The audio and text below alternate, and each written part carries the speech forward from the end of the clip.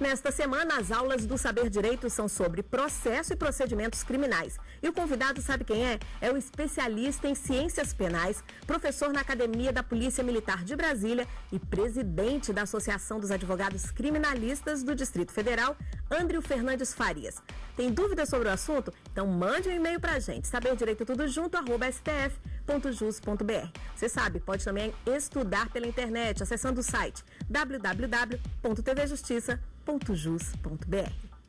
Sejam bem-vindos mais uma vez, meus amigos, para mais um programa Saber Direito. Eu sou o Andrio, professor de Direito Processual Penal e advogado que milita na área criminal. E nós estamos conversando sobre o quê? Nós estamos batendo um papo sobre processo e procedimentos criminais. Fazendo uma breve recapitulação do que nós já conversamos aqui. Vimos na primeira aula a trilogia da estrutura processual e a classificação dos procedimentos, comum, especial, comum pode ser ordinário, sumário ou sumaríssimo. E, em seguida, começamos a tratar da morfologia, começamos a tratar do procedimento ordinário. Tá certo? Na aula que antecedeu a esta, o que é que nós vimos? Chegamos até o final do rito ordinário, na audiência una de instrução, debates e julgamentos. Vimos 1. Oferecimento da denúncia ou queixa. 2. O juiz recebe ou rejeita a denúncia ou queixa. Se o juiz rejeitar, cabe recurso no sentido estrito. Se o juiz receber a denúncia ou queixa, porque tem um mínimo de provas quanto à autoria e materialidade e as outras condições da ação penal, ele vai fazer o quê? Vai mandar citar o acusado para que o acusado, em 10 dias, apresente uma resposta à acusação. Depois da resposta à acusação, abre-se, com base no artigo 409 do CPP, ouve-se o Ministério Público, abre-se vista para o Ministério Público para, em 5 dias, se manifestar sobre a resposta da defesa. E, em seguida, depois da oitiva do MP, tá certo? Então, 1 oferecimento, 2 recebimento, 3 resposta à acusação, 4 oitiva do MP. Então, depois do número 4, depois da oitiva do MP, nós vamos para onde? Para o 5, uma possibilidade de absolvição sumária. Então, aí vejam, a gente viu a possibilidade de absolvição sumária naquelas hipóteses, né? Atipicidade, manifesta a presença de causa excludente da ilicitude, presença manifesta de uma causa excludente de culpabilidade salvo inimputabilidade e presença de uma causa extintiva da punibilidade. Se o juiz não absolve sumariamente, o que é que o juiz faz? Designa a audiência una de instrução, debate e julgamento. Vimos que essa audiência deve ser realizada em até 60 dias e começamos a verificar qual é a sequência de atos dessa audiência una de instrução, debate e julgamento. Então vejamos, vamos voltar. A audiência começa com o quê? Com as declarações do ofendido. Quem é o ofendido? A vítima. Então a vítima fala: olha, o Tício, isso foi na minha casa, entrou, invadiu a minha casa, e lá estando, subtraiu, etc, etc, etc. Depois, vamos fazer o quê? Inquirição das testemunhas de acusação, e depois das testemunhas de acusação, vamos ouvir as testemunhas de defesa. Disse aos senhores na aula passada que essa ordem pode ser invertida se e somente se a defesa concordar, mas tem uma hipótese, e foi aqui exatamente o ponto que paramos na aula passada, tem uma hipótese que mesmo sem a anuência da defesa, eu vou ter essa inversão da ordem. Por exemplo, uma testemunha de acusação falando depois de uma testemunha de defesa. E onde encontra-se essa exceção? Essa exceção se encontra no artigo 222 do Código de Processo Penal, que é a oitiva de testemunha através de uma carta precatória. Então, primeiro vamos entender o seguinte: quando que eu vou ouvir alguém por carta precatória? Eu vou ouvir uma pessoa por intermédio de uma carta precatória quando a testemunha residir fora da comarca do juízo processante. Então, quando a testemunha residir, por exemplo, o processo corre em Belo Horizonte. E aonde a testemunha reside? A testemunha reside em Brasília. Como essa testemunha muitas vezes vai ser ouvida? Mediante carta precatória. Então, nessas hipóteses de inquirição de testemunha por intermédio de carta precatória, eu posso ter o quê? A inversão da ordem. André, como assim? Vamos fazer o seguinte: vamos ler o artigo 222 do Código de Processo Penal, principalmente o seu parágrafo 1º e parágrafo 2º, isso vai ficar bastante claro, e depois vamos comentar eles para ficar claríssimo na sua cabeça. Vamos lá, artigo 222 do CPP.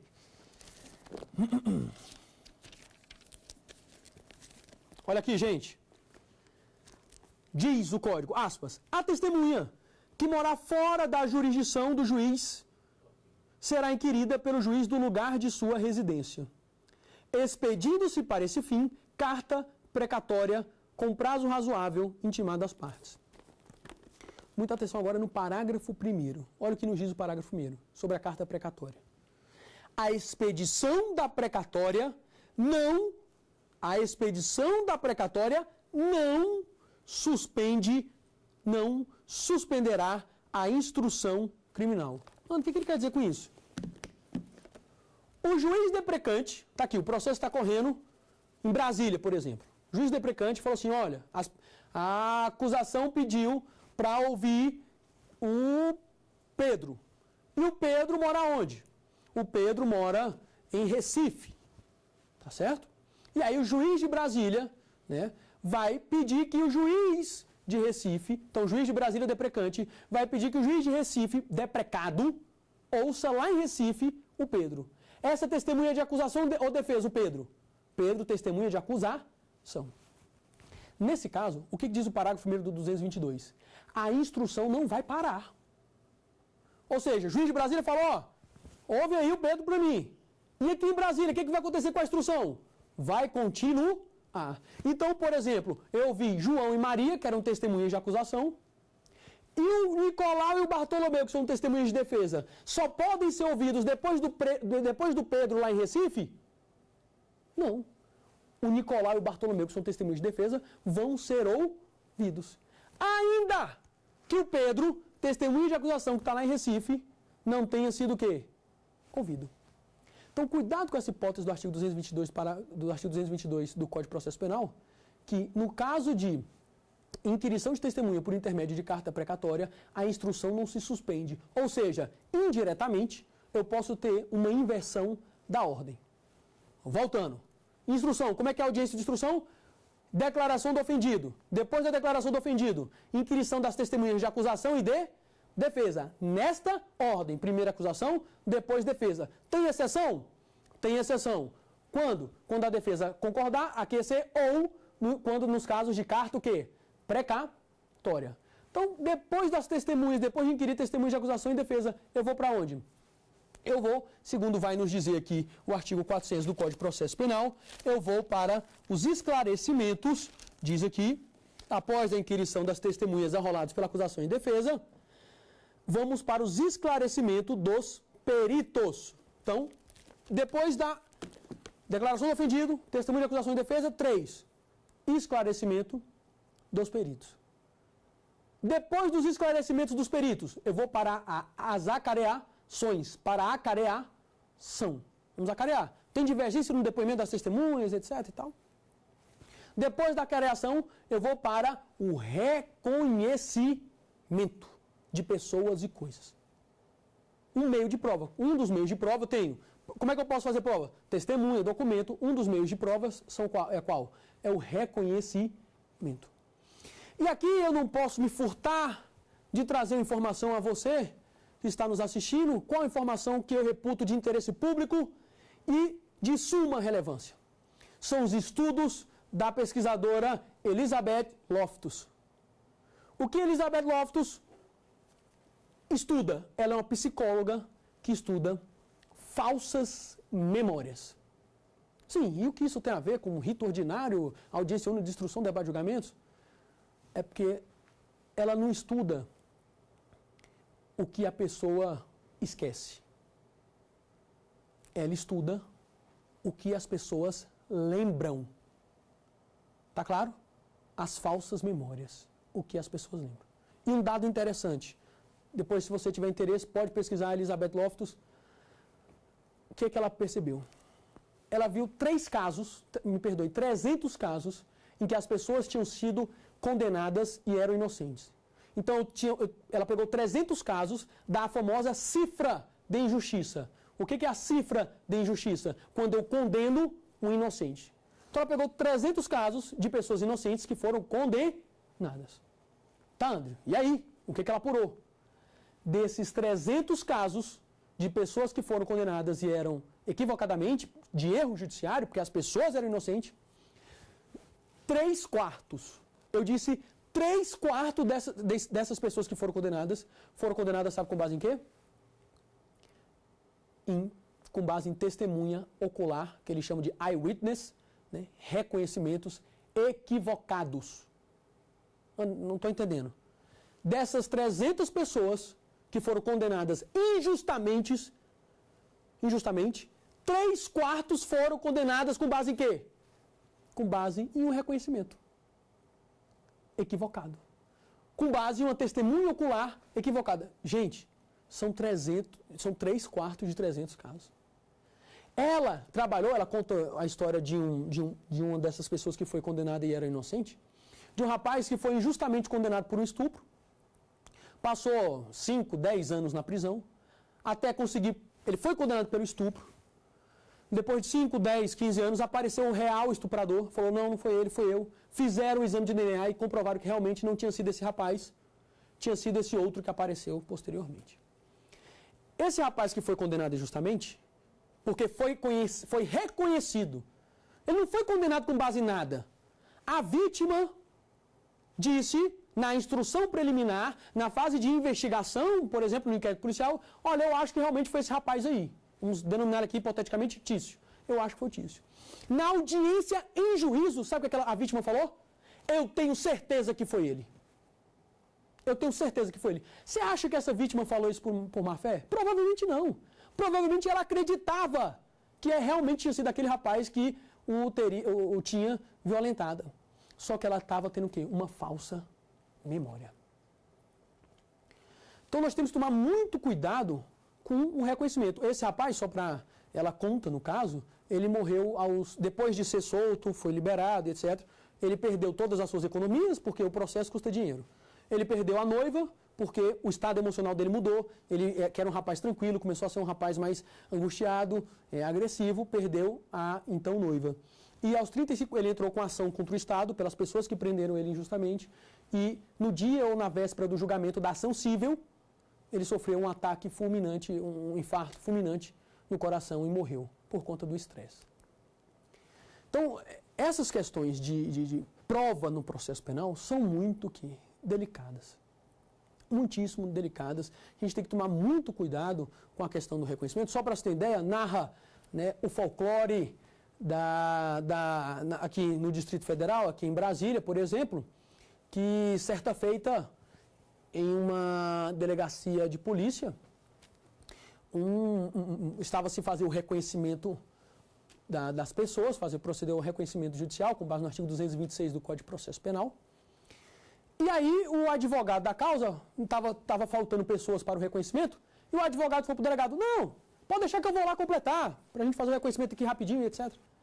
E aí o advogado entrou para fazer o reconhecimento e a vítima, o ofendido, reconheceu o advogado como sendo aquele que teria o quê? Praticado o crime. E aí o advogado falou assim, não, tudo bem, agora vamos formalizar o auto de reconhecimento, não é mesmo? Porque isso aqui é um verdadeiro absurdo. Então a gente tem que ter muito cuidado com esses casos de falsas memórias, de reconhecimento. Eu reputo essa informação de utilidade pública.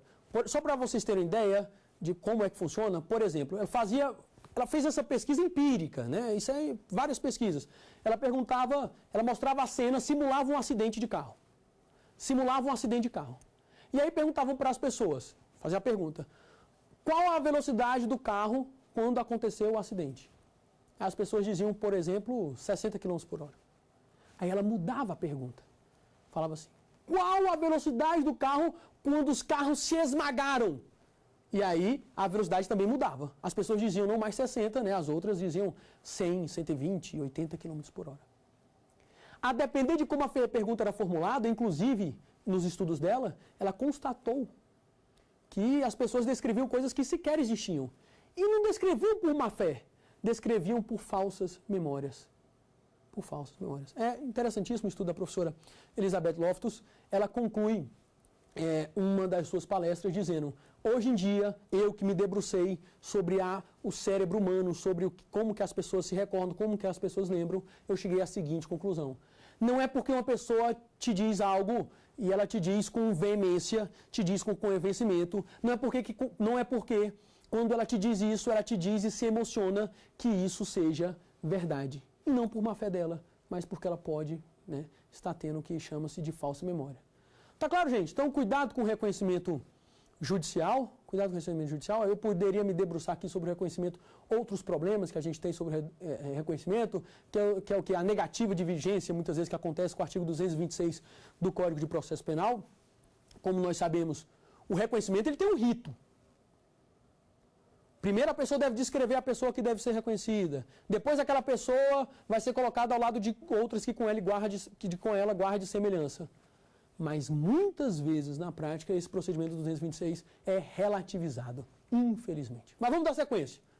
Declarações do ofendidos, audiência de instrução. Vamos lá, voltando. Audiência de instrução, como é que começa? Declarações do ofendido. 2. Testemunhos de acusação e defesa. 3.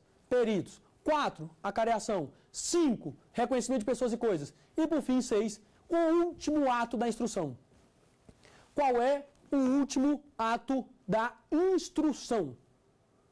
O último ato da instrução é o interrogatório do acusado. É o interrogatório do réu. Como se dá, então, isso? Depois de ouvir ofendido, testemunha, perita, acareação, reconhecimento, fazer tudo, qual é o último ato da instrução? O interrogatório do acusado. Informação importantíssima para vocês. Foi o julgamento do Supremo Tribunal Federal na ação penal 528, o AP 528. Como nós sabemos, essa mudança, quando que o interrogatório antigamente era o primeiro ato da instrução. Então, antigamente, interrogatório é o primeiro ato. Agora, o interrogatório combinou para, né, voltou a ser o último ato, passou a ser, me perdoem, passou a ser o último ato da instrução. Essa mudança foi operada pela Lei 11.719. Ocorre que essa mudança na Lei 11.719, como eu disse lá atrás na primeira aula, o nosso sistema de procedimentos criminais, ele é caótico. Eu tenho vários e vários procedimentos. Essa alteração da Lei 11.719 só modificou o Código de Processo Penal e não os demais ritos. E aí passou a controvérsia. Lá na Lei de Drogas, por exemplo, em que o interrogatório não é o último ato de instrução, é um dos primeiros atos de instrução, por exemplo. Lá na Lei de Drogas, o interrogatório vai continuar sendo o primeiro ato da instrução ou vai passar a ser o último ato da instrução? E aí começaram a ter algumas divergências. Entendiam alguns doutrinadores, por exemplo, que não. Porque qual é a controvérsia? Só para que fique bem clara a controvérsia.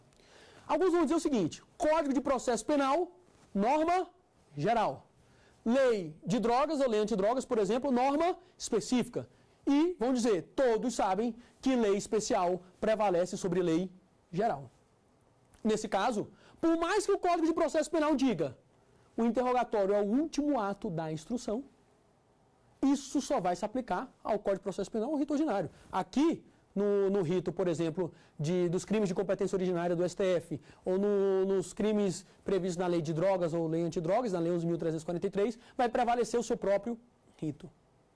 Mas, em decisão louvável, uma belíssima decisão, o que nos ensina o Supremo Tribunal Federal? Eu vou ler aqui um informativo em que constou essa decisão do Supremo Tribunal Federal. Vamos lá. Foi na Ação Penal 528, 2011. Disse o seguinte, aspas, informativo. A Lei 11.719 de 2008, que alterou o momento em que é efetuado o interrogatório, transferindo-o para o final da instrução criminal, incide nos feitos de competência originária do STF, cujo mencionado ato processual ainda não tenha sido realizado. Considerou-se que o artigo 400 do CPP, em sua nova redação, deveria suplantar o estatuído no artigo 7º da Lei 8.038 de 90. A Lei 8.038 de 90, o artigo 7º, é o que disciplina o rito especial dos crimes de atribuição originária de processo originário pelo STF. E por que o Supremo Tribunal Federal entendeu assim que esse artigo, as disposições do artigo 400 do CPP, o interrogatório como último ato da instrução, deveria ser aplicado no rito da Lei 8.038 de 90? Disse, haja vista possibilitar ao réu o exercício de sua defesa de forma mais eficaz. Continua. Aduziu-se que essa mudança concernente à designação do interrogatório conferida ao acusado, conferiria ao acusado a oportunidade para esclarecer divergências e incongruências que eventualmente pudessem surgir durante a fase de consolidação do conjunto probatório. Agora aqui, esse é o fundamento, que é muito importante. Olha só. Registrou-se, tendo em conta a interpretação sistemática do direito, que o fato de a Lei 8.038 de 90 ser norma especial em relação ao CPP não afetaria a orientação adotada, porquanto inexistiria na hipótese incompatibilidade manifesta e insuperável entre ambas as leis. Ou seja, o que o Supremo Tribunal Federal está nos ensinando? Que não existe incompatibilidade entre o artigo 400 e o estatuído na Lei 8.038 de 90. O que o ministro Luiz Fux advertiu? Olha só. Acrescentou que o entendimento poderia ser estendido à Lei 11.343 de 2006, que é a Lei de Drogas, que também prevê o interrogatório como primeiro ato do processo. Então, vejam só. O que o Supremo Tribunal Federal sedimentou? Que essa mudança que nos foi brindada com a Lei 11.719 de 2008, que alterou o artigo 400 do Código de Processo Penal, colocando o interrogatório como último ato da instrução, deve ser estendida para os demais procedimentos em que o interrogatório não seja o último ato da instrução. Tranquilo, gente? Então, olha, eu estou acabando a instrução. Só que vamos fazer uma observação. Diligências. Às vezes, surge a necessidade de ser realizada uma diligência, tá certo? Que essa tal necessidade, ela se origina, ela emerge no curso da instrução. Querem um exemplo concreto? Vamos imaginar aqui um exemplo que isso poderia ocorrer. Imagine que nós estejamos apurando um crime que, sei lá, lesão corporal, a depender, né, se grave, gravíssima, que culminaria com rito ordinário. Vamos imaginar essa hipótese. E aí a situação é o seguinte. Vamos imaginar que todo dia Mévio, tá certo? Vamos imaginar aqui. Mévio passa na rua, em frente à casa de Tício. Tício mora em uma sobreloja, tá certo? Ele mora, o apartamento dele é na sobreloja, em cima de uma padaria. Claro? Tem uma padaria embaixo, em cima da padaria, o Tício mora, reside lá. Para subir na casa do Tício, tem uma escada. E na lateral dessa escada tem um vidro. Então eu tenho um comércio aqui. O que é esse comércio aqui? O comércio está aqui, você está vendo o comércio? Aqui eu tenho uma padaria, em cima da padaria mora o Tício. Como que o Tício chega em casa? Ele passa por uma porta aqui que tem uma escada que leva à sua casa. Claro. Ao lado dessa escada eu tenho um vidro. Vamos supor que o Mévio passe toda a noite, não é mesmo? Zombando de Tício. Tício, filho de uma raspa-coco! Tício, filho de uma raspa-coco! Ele passa na madrugada, né, chamando Tício de um filho de uma raspa-coco, não é mesmo? Ofendendo Tício, etc. E aí o que acontece? Numa noite, de repente, o Mévio está passando, Tício, raspa-coco, não é mesmo? E aí, eis que alguém o surpreende e lhe agride, lhe causando lesões graves. Tá claro? Sendo assim,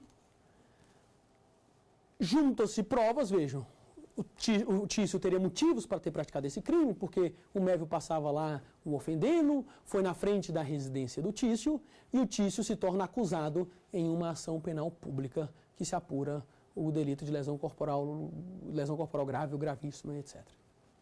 Tranquilo, gente? E aí o que acontece? Chega na audiência de instrução, o Tício vai uma testemunha de defesa, vamos imaginar aqui, Roberto. Roberto, testemunha de defesa, começa a falar o seguinte, olha, eu não vi as agressões, mas o que eu sei é que o Tício não agrediu o Mévio.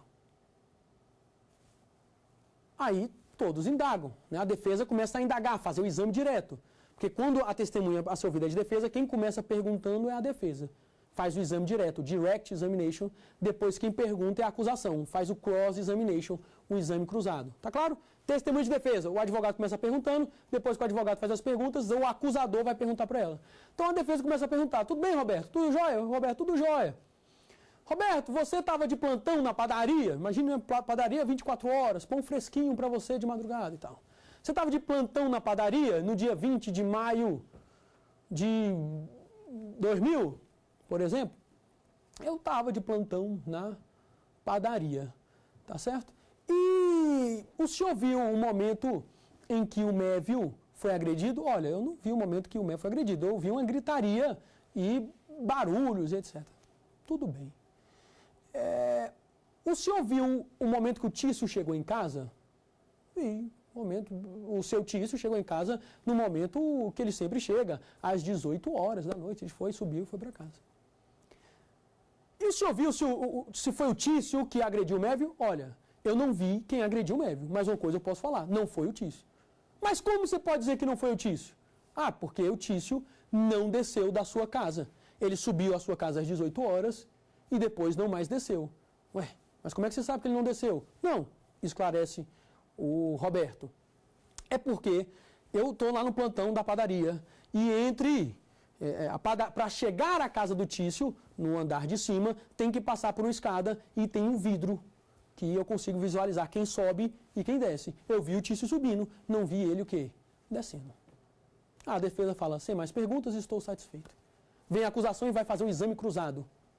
O cross-examination. E a acusação começa a indagar. Tício, como é que é esse vidro? Aí o Tício fala assim, olha, ele é um vidro transparente, que dá para ver tudo? Não, é um vidro fumê. É um vidro meio escuro? É um vidro escuro. E esse vidro é daqueles que quando eu ligo uma luz, fica escuro do outro lado? É, esse vídeo. Veja, pode ser ou não pode que surja a necessidade de eu verificar, fazer uma perícia nesse vidro, para verificar se o Roberto, que era o plantonista da padaria, tinha ou não tinha condições de verificar se o Tício desceu ou não desceu de casa. Surge ou não surge essa dúvida? Essa necessidade de diligência. E quando surgiu essa necessidade dessa diligência, por exemplo, a perícia? No curso da instrução. No meio do depoimento de uma testemunha de defesa. Tá claro, gente? Então, para vocês não se perderem, eu estou na audiência de instrução, declarações do ofendido, depois, inquirição das testemunhas de acusação e defesa, depois, peritos, acareações, reconhecimento de pessoas e coisas, interrogatório do acusado. O que nós estamos falando aqui? Às vezes, no meio dessa sequência de atos, surge o quê? Surge a necessidade de se realizar uma diligência. E essa necessidade emerge do quê? Do meio da instrução. A testemunha dá uma declaração que fala, temos que verificar se isso corresponde ou não corresponde com a realidade. E aí as partes podem fazer. É o que autoriza o artigo 402 do Código de Processo Penal. Vamos dar lida no 402? Olha o que ele diz. Produzidas as provas, ao final da audiência, o Ministério Público, o querelante, o assistente e a seguir o acusado poderão requerer diligências cuja necessidade se origine de circunstâncias ou fatos apurados na instrução. Tá claro? Outro exemplo bem simples. Tício está sendo acusado porque não pagou alguma coisa. E o Tício diz, não, eu paguei sim. E aí surge a necessidade de oficiar o banco ou qualquer instituição para verificar se o Tício pagou ou não pagou. Tranquilo, gente? Isso são as diligências. Então vejam só. Final da audiência de instrução, eu tenho o quê? O interrogatório do réu. Depois do interrogatório do réu, eu tenho o quê? Eu vou para onde? Eu vou para as alegações finais. Então, eu não disse que nós estamos diante de audiência una de instrução, debates e julgamento? Eu concluí a instrução. Comecei com as declarações do ofendido, terminei com o interrogatório do réu. Vamos passar agora para quê? Para os debates. Os debates entre acusação e defesa. Então, como é que são as alegações finais? A regra hoje em dia é que as alegações finais sejam orais. Então, como vão se dar as alegações finais? Vão se dar na forma o quê? Oral. Qual que é o prazo das alegações finais? 20 minutos, prorrogáveis por mais 10 minutos. Tá claro? Então, depois da instrução, eu vou para os debates. Debates o quê? Debate entre acusação e defesa. Acusação e defesa vão debater. E a acusação e defesa tem quanto tempo para sustentar as suas alegações? 20 minutos prorrogáveis por mais 10. O Ministério Público ou o querelante vão dizer em 20 minutos por que o Tício tem que ser condenado e a defesa vai dizer em 20 minutos prorrogável por mais 10 por que o Tício deve ser o quê? Absolvido. Então, qual que é a regra do Código de Processo Penal? Alegações finais, orais, pelo prazo de 20 minutos, prorrogáveis por mais 10. Ô, André, diga. Mas eu não tenho alguns casos que o caso é muito complexo? Tem. Eu não tenho alguns casos, imagina o caso, André, com 8 réus, com 10 réus, com 12 acusados. As alegações finais ainda assim serão orais? E aí eu te respondo, não. No caso da complexidade da causa ou pluralidade de acusados, as alegações finais serão na forma escritas. Tá claro isso, gente? Então veja só, como é que vai ser o debate entre acusação e defesa? Oral. Qual o prazo? 20 mais 10 minutos. Esse prazo para a defesa é individual. Cada acusado, cada réu tem 20 mais 10. E qual é a exceção? A exceção é as alegações finais apresentadas na forma escrita. Como é que eu chamo essas alegações finais apresentadas na forma escrita? Eu vou chamar de memoriais. Então, alegações finais na forma escrita, memoriais. Quais são os prazos dos memoriais? 5 dias. Então, as partes têm um prazo sucessivo, primeira acusação, depois defesa, para apresentar as suas alegações finais na forma de memoriais, ou seja, as suas alegações finais na forma escrita. Quando que eu posso apresentar alegações finais na forma escrita? Quando que eu posso apresentar memoriais? Em 3 hipóteses. Alegações finais na forma escrita só em 3 hipóteses. Complexidade da causa, pluralidade de acusados, e não esqueça dessa, hein? Não esqueça dessa. Lembra daquele que a gente falou de diligências, em que a necessidade surge no curso da instrução? Nessa hipótese também. Não entendi. Vou repetir, fique tranquilo. Quando que eu posso apresentar memoriais, que é sinônimo de alegações finais escritas, no caso de pluralidade de acusados? Imagine a hipótese. Você tem 10 réus. Cada réu vai falar por 20 minutos, prorrogáveis por mais 10. 20 vezes 10, 200 minutos. Tem quem aguente isso? Então, cada réu, no caso de pluralidade de acusados, posso fazer memoriais? Pode. Complexidade da causa. O processo tem 10 mil volumes. O processo está com 10 mil volumes, me perdoem, né? 10 mil páginas, não sei quantos volumes, processo é imenso, tem várias perícias, várias provas, aí eu olho para você e falo assim, acusador, promotor de justiça, advogado, façam as alegações finais em 20 minutos. Processo com 10 mil páginas. A causa não é complexa, gente. Então autoriza a apresentação das alegações finais na forma escrita. Tranquilo? Pluralidade da causa, eu posso apresentar as alegações finais na forma escrita. Complexidade da causa, posso apresentar na forma escrita. E quando no meio da instrução surge a necessidade de se realizar uma diligência. Vamos denunciar agora aqui também um problema que ele é proclamado pelo professor Renato Brasileiro de Lima. Vejam, o que o legislador quis trazer? O legislador quis falar o seguinte, alegações finais serão o quê? Orais. Essa é a regra, oralidade. Excepcionalmente, se for complexo, pluralidade de acusados, eu vou te autorizar a fazer as alegações finais na forma escrita. Só que muitas vezes tem acontecido um caso na prática. Qual o caso que tem se apresentado na prática? Eu mudei a lei. Como assim eu mudei a lei? Está previsto agora alegações finais na forma orais. Eu mudei a lei, mas não mudei a cultura, a cabeça das pessoas que operam direito. Então, muitas vezes na prática, alegações finais escritas que eram para ser a exceção, muitas vezes tornam-se a regra. Ou, quando é permitido as alegações finais na forma oral, tá certo? Alegações finais orais, sabe como é que se dá isso muitas vezes?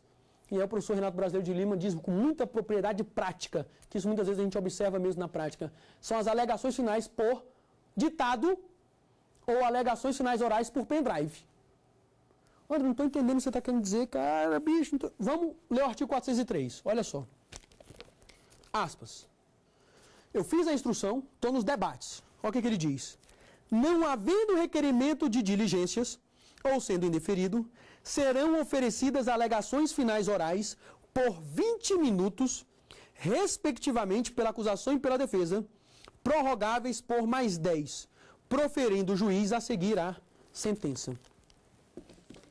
Então, as alegações eram para ser orais. Aí acabam a instrução, depois do interrogatório do réu, passamos aos debates. Aí, muitas vezes, você está na audiência, aí o pessoal fala assim, né? Então, agora, doutor, dita aqui para o escrivão as suas alegações finais. Como assim dita? Não são alegações finais? Orais? A gente já não cansou de falar aqui que o convencimento não só se dá pelo que está escrito. Processo penal é algo muito simples, senhores. O que é o processo penal? É convencer alguém de alguma coisa, é convencer o juiz da tese de defesa. O que o juiz tem de mais sagrado é a sua imparcialidade. E o processo penal, as partes lutam pelo quê? Por que a acusação e defesa brigam? Pela captura psíquica do juiz. Nas alegações finais, acusação e defesa deveriam olhar para o juiz e buscar persuadi-lo, buscar convencê-lo de que por que o réu deve ser condenado ou por que o réu deve ser o quê? Absolvido. Com tudo que a oralidade permite, e nós não cansamos de reafirmar aqui. A linguagem, para além da escrita, a linguagem corporal, ela é muito importante. Então, muitas vezes, quando o legislador, entendendo isso, a relevância da linguagem corporal, falou o seguinte, alegações finais na forma escrita, quando o cara olha para você e fala o seguinte, dite as alegações finais, acaba se perdendo essa linguagem corporal. Essa captura psíquica do juiz fica um pouco atenuada. Bom, se é para ditar, qual é a diferença do ditado e eu apresentar as alegações finais na forma escrita? Qual é a diferença? Se é para fazer ditado, vamos melhor apresentar o quê? Alegações finais na forma escrita? Ou não é? E outra prática que acontece muito na praxis forense é a questão do pendrive. Vamos para as alegações finais orais. Aí a pessoa saca o pendrive e dá. Ué, mas se você está sacando o pendrive que tem as suas alegações finais e dando para o escrivão, juntar nos autos, isso não é alegações finais orais. São alegações finais escritas. Tá claro, gente? Tranquilo isso aí? Então, só recapitulando para ficar bem claro na cabeça de vocês. Regra das alegações finais. Orais, 20 minutos mais 10 minutos. Essas alegações finais são o quê? Individuais, para cada acusado. Exceção, alegações finais na forma escrita. Como que eu chamo essas alegações finais escritas? Memoriais. Qual é o prazo para a apresentação dos memoriais? 5 dias. Tranquilo? Quando que eu posso apresentar os memoriais? Complexidade da causa, pluralidade de acusados e, na hipótese, quando o juiz deferir diligências no curso da instrução. Positivo, gente? Estamos caminhando agora para o final. Depois dos debates, eu vou para o julgamento. E o julgamento ele pode ser o quê? Ele pode ser oral, ou se o juiz abrir prazo para memoriais, em 5 dias, ele pode sentenciar em até 10 dias. Tranquilo? Aí o juiz pode sentenciar em até 10 dias. Por fim, gente, já se aproximando do final, se a parte não apresenta os memoriais, se a acusação não apresenta os memoriais, e me parece que essa é uma dúvida que nos chegou aqui. E se a parte não apresentar as alegações finais na forma de memoriais, como deve o juiz proceder? Então vejam só, as partes podem apresentar as alegações finais escritas na forma de memoriais. E se a parte, a acusação, ou se a parte, defesa, não apresenta os memoriais, o que deve o magistrado fazer? Então, gente, nessa hipótese em que a parte não apresenta os memoriais, o que deve o juiz fazer vai depender de quem foi que não apresentou. Então, vamos lá. Quando o Ministério Público não apresenta memoriais, o que deve o juiz fazer? Ensina o professor Renato Brasileiro de Lima que o juiz deve passar os autos para o promotor substituto, sem prejuízo de, aplicando subsidiariamente o artigo 28 do Código de Processo Penal, remeter os autos ao Procurador-Geral de Justiça. PGJ ou PGR, no caso de Ministério Público Federal. Então, se o Ministério Público não apresenta os memoriais, promotor não apresentou os memoriais, o juiz deve remeter ao promotor substituto, sem prejuízo de remeter ao Procurador-Geral de Justiça. Mas e nas hipóteses de ação penal privada, em que eu tenho a queixa-crime, né, o querelante, como é que o juiz deve proceder? Aí, cuidado com isso, muito cuidado. Depende. Depende do quê? Você está diante de uma ação penal privada personalíssima ou ação penal exclusivamente privada, ou diante de uma ação penal privada subsidiária da pública? Como nós sabemos, na ação penal privada personalíssima ou na ação exclusivamente privada, se a acusação, tá certo? Deixa o querelante, deixa de apresentar os seus memoriais, vai ocorrer o quê? A extinção da punibilidade pela perempção. Então, querelante, nos casos de ação penal exclusivamente privada e ação penal privada personalíssima, se não apresentar os memoriais, vai operar a extinção da punibilidade e perempção. Mas, se estivermos diante de uma ação penal privada subsidiária da pública, qual é a consequência disso? O MP retoma a titularidade da ação, consoante prescreve o artigo 29 do Código de Processo Penal. Vou repetir. Nos casos de ação penal privada subsidiária da pública, se o querelante não apresenta os seus memoriais, o que deve ocorrer? O Ministério Público vai retomar a titularidade da ação. Lembrando que a ação penal privada subsidiária da pública ocorre quando? Ocorre naqueles crimes que de origem se movem mediante ação penal pública, mas por conta da inércia do Ministério Público, surge à parte o direito de acionar o juiz mediante ação penal privada subsidiária da pública. Tá certo? E por fim, na hipótese do advogado não apresentar os seus memoriais, deve o juiz intimar a parte, o acusado, o réu, para que constitua uma nova defesa. Vou fazer uma síntese para os senhores. Não apresentação de memoriais pelo Ministério Público. Juiz deve remeter para o promotor substituto sem prejuízo de remessa ao Procurador-Geral. Querelante não apresenta os seus memoriais. Se estivermos diante de uma ação penal privada personalíssima ou ação penal exclusivamente privada, o que vai ocorrer? Extinção da punibilidade perempção, ou seja, já era. Querelante na hipótese de ação penal privada subsidiária da pública e não apresenta os memoriais, MP retoma a titularidade da ação. E quando o advogado de defesa não apresenta os memoriais, o acusado será intimado para constituir nova defesa. Tranquilo, pessoal? Entenderam aí em quais hipóteses o que ocorre quando as partes não apresentam os memoriais? Por fim, vamos fazer só tem uma crítica do professor Aurilope Júnior que eu acho muito pertinente. É o que dispõe no final do rito ordinário, agora no final, no artigo 405, parágrafo 2º. Vamos lá nele. Olha o que diz. E vocês vão ver aqui que a princípio parece bem-vindo. A princípio você vai falar, é bom, qual é a crítica que a doutrina consegue fazer esse dispositivo? Vamos ler ele.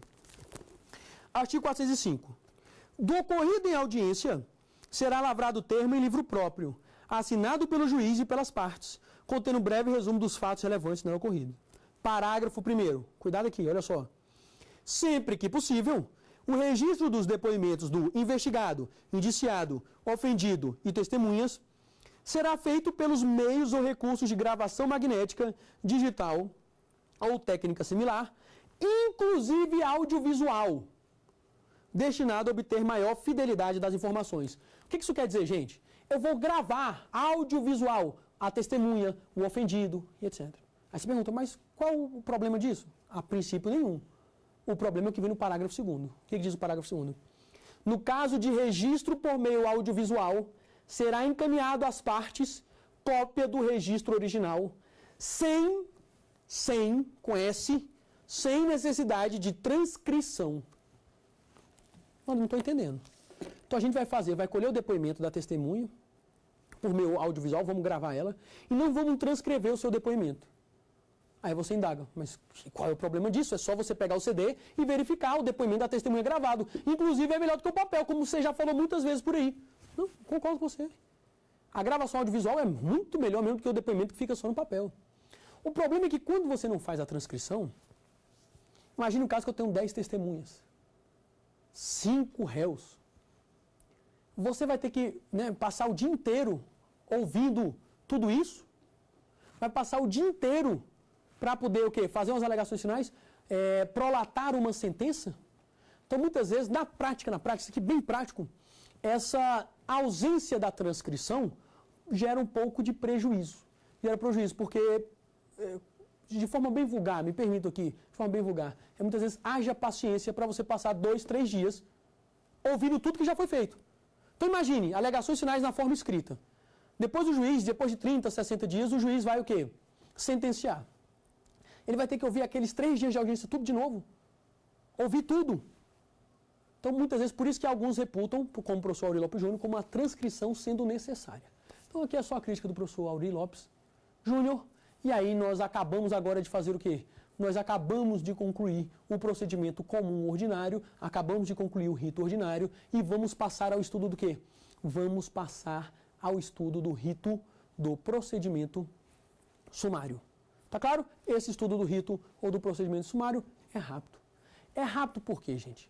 Porque a espinha dorsal dos procedimentos, como eu não canso de dizer, que dispõe o artigo 394, parágrafo 5º, a espinha dorsal é o procedimento ordinário. Se você entender o procedimento, o rito ordinário, você entende os demais.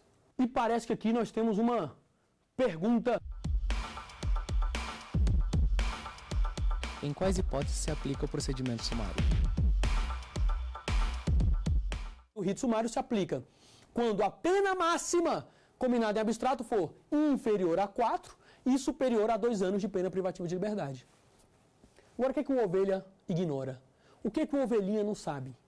Há outra hipótese de aplicação, que eu vou aplicar o rito sumário. André, qual é essa outra hipótese? Que você está fazendo tanto mistério, falando que é tão... É a hipótese que está prevista no artigo 538 do Código de Processo Penal, cumulado com o artigo 66, parágrafo único da Lei 9.099 e com o artigo 77, parágrafo 2º da Lei 9.099 de 95 do Juizado Especial, Lei dos Juizados Especiais Criminais.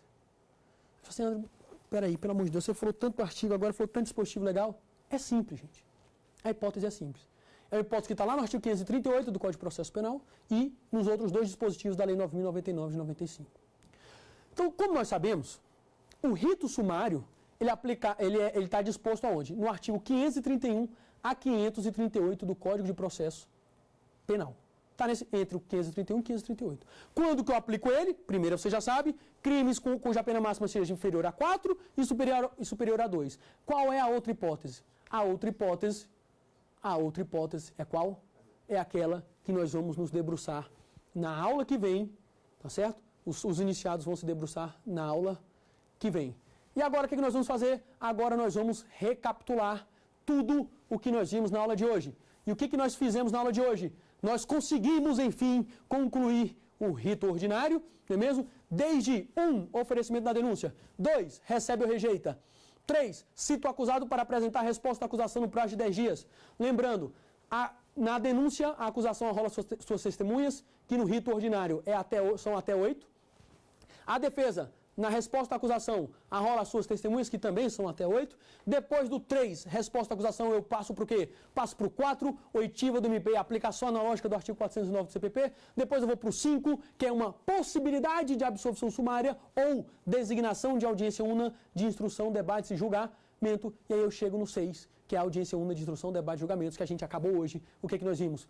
Primeiro, declarações de ofendidos, testemunhas, peritos, acariação, reconhecimento, depois, último ato da instrução, interrogatório do acusado. Lembrando, alegações finais, 20 minutos, prorrogáveis por mais 10 para acusação e defesa. Essas alegações finais orais é para cada acusado, é individual, e eu posso substituir as alegações finais orais pelas alegações finais escritas, que eu chamo de memoriais, que podem ser apresentadas no prazo de até 5 dias, nas hipóteses de pluralidade de acusados, complexidade da causa e diligência deferida no curso da instrução. Depois, chegamos no procedimento sumário, que nós vamos nos debruçar na aula que vem. Um grande abraço a você que nos acompanhou até aqui. Fiquem com Deus. Tchau, tchau. Tem dúvidas sobre o assunto? Então mande um e-mail pra gente, saberdireitotudojunto@stf Você sabe, pode também estudar pela internet acessando o site www.tvjustiça.jus.br.